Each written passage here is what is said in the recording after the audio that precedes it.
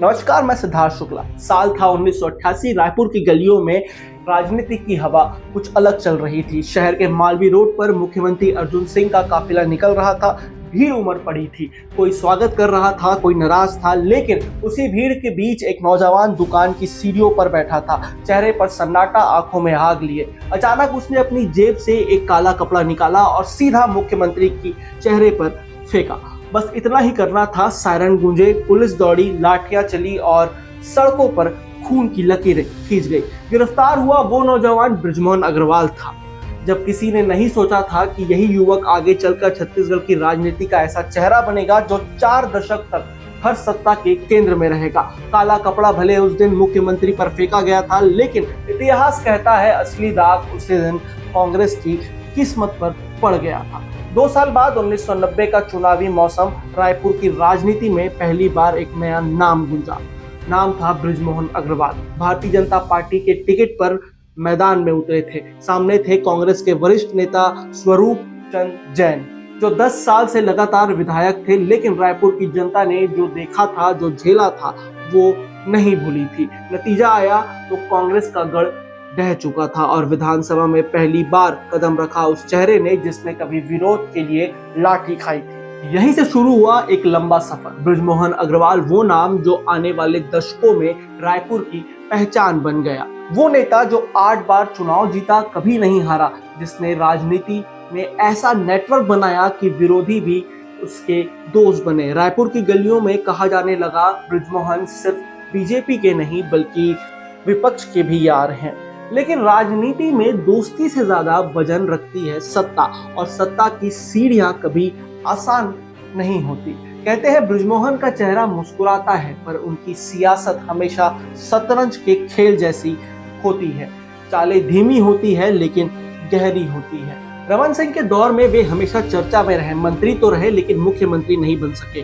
कई बार कोशिशें हुई, दिल्ली तक दौड़ लगाई, रायपुर में बैठकें की, समर्थक जुटाए, लेकिन हर बार कहानी वहीं आकर रुक गई जहां से शुरू हुई थी। भाजपा के एक वरिष्ठ नेता ने कहा था कि रमन सिंह उन्हें इग्नोर नहीं कर सकते थे, लेकिन भरोसा भी नहीं कर सकते। यही वजह थी कि बृजमोहन हमेशा सत्ता के भीतर रहे पर सत्ता के शीर्ष पर नहीं रहे। पर राजनीति के इतिहास में उनका सबसे विवादित अध्याय तब लिखा गया जब छत्तीसगढ़ नया राज्य बना था। साल 2000 में छत्तीसगढ़ के अलग राज्य बनने के 1.5 महीने भी नहीं हुए थे। कांग्रेस के अजीत जोगी मुख्यमंत्री बने थे और भाजपा अपने नेता प्रतिपक्ष चुनने जा रही थी। 13 दिसंबर रायपुर का रजबंधा तालाब एकात्म परिसर में हलचल थी। 36 विधायकों की बैठक, समर्थकों की भीड़, मिठाइयां, ढोल नगाड़े और एक नाम जो सबसे आगे था, बृजमोहन अग्रवाल। हर किसी को भरोसा था कि वही नेता प्रतिपक्ष बनेंगे। लेकिन तभी कमरे के अंदर एक अप्रत्याशित मोड़ आया।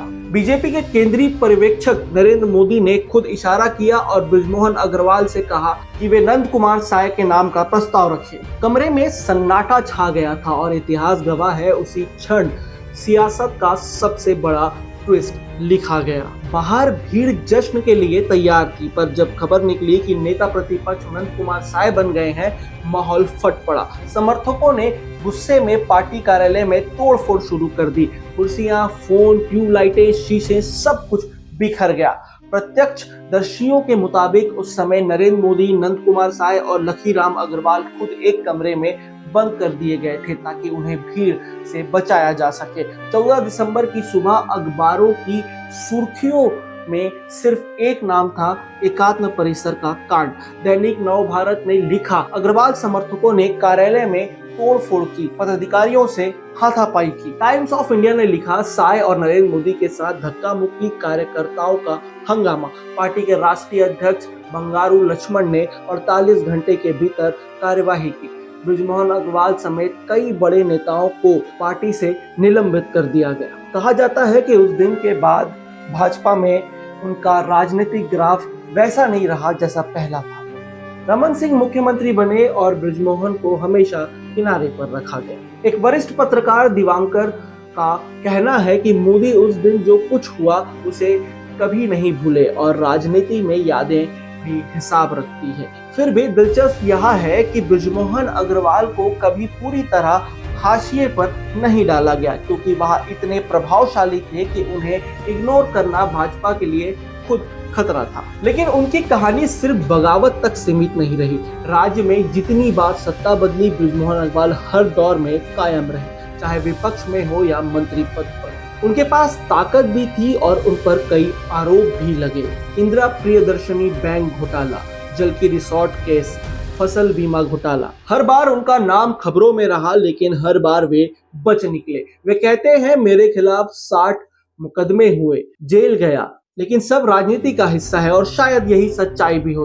राजनीति में हर मुकदमा एक कहानी कहता है और हर कहानी किसी दूसरे का एजेंडा भी छुपाए रखती है। 2007 में बैंक घोटाले में उनके नाम का जिक्र हुआ। 2017 में महासमुंद के जंगलों में बने रिजॉर्ट को लेकर आरोप लगे। कहा गया कि जमीन आदिवासियों और वन विभाग की थी। जांच हुई, रिपोर्ट आई, लेकिन अंत में मामला ठंडा पड़ गया। फिर भी इन विवादों में बृजमोहन को और प्रसिद्धि मिली, क्योंकि विरोध से बड़ा प्रचार कोई नहीं होता। 2018 में कांग्रेस की सरकार आई, भूपेश बघेल मुख्यमंत्री बने। विपक्ष में बैठे बृजमोहन पर हमला होना चाहिए था, लेकिन हुआ कुछ उल्टा। उनका सरकारी बंगला नए मंत्री को आवंटित किया गया था, पर बृजमोहन अग्रवाल ने खाली नहीं किया। नतीजा, मंत्री को दूसरी जगह जाना पड़ा। राजनीतिक गलियारों में ये खबर गूंजी कि बृजमोहन का दिल्ली और भूपेश दोनों से गहरा रिश्ता है।